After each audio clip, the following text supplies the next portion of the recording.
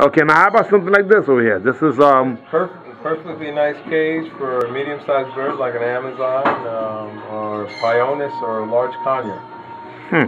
Very adequate. Very adequate. Now this is kind of cool over here. So the bird actually has activities over here he can do. That's right.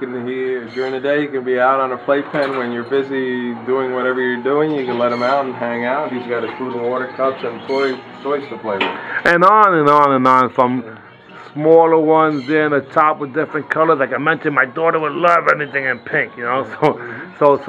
And this is it. But it's not just cages. You need to have toys, because like you mentioned, these children must be entertained, or they're gonna drive you cuckoo. That's correct. Maybe that's why they call them cuckoo. Yeah, birds have an instinct to chew, and if you don't give them that instinct to chew, you know, they become very depressed and very they may chew themselves, no? They can chew themselves, right? Just like any cat or a dog that's neglected, they can do the same thing. So you want to keep them as occupied as possible.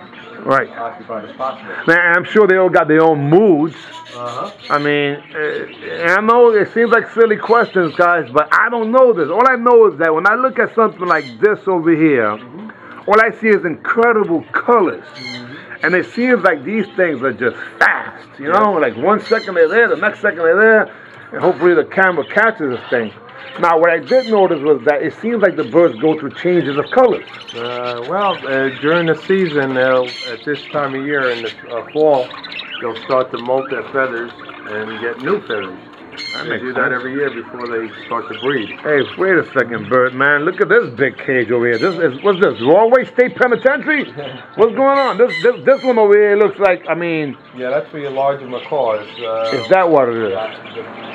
Birds with the longer tails need a larger cage, and you know you want to be sure that they have adequate room to run around in and play with, so that they don't damage their feathers and they don't hurt themselves in a cage. This has room for the macaw and for Houdini. I think Houdini was inside that thing. That's right. Holy smoke! Yeah. Hey, is it possible to take a look at those big kings over there? Sure, no problem. Okay. And again, as we're walking here, guys, look, you're in a place here that literally has. I'm not sure what the inventory is, but I just know a lot. A lot of loving birds. Look at the colors on this one here. Oh, look at that. Now, when the bird does that with the head, what is that? He's curious. He's curious about that camera. He's wondering what the heck I wonder what's going on. There's some that are even... excuse me. Oh, excuse me. Let's see. Very rare. Oh, wait a second. Very rare, very beautiful. Wow, this is the hawk-headed parrot. Holy smokes, look at those colors. Let me see if I can get to the back of this guy over here. Because see if I can get him to raise his crest for you. Because this is why they call him a hawkhead. When they raise that crest, it looks like an inverted Indian headdress. Whoa!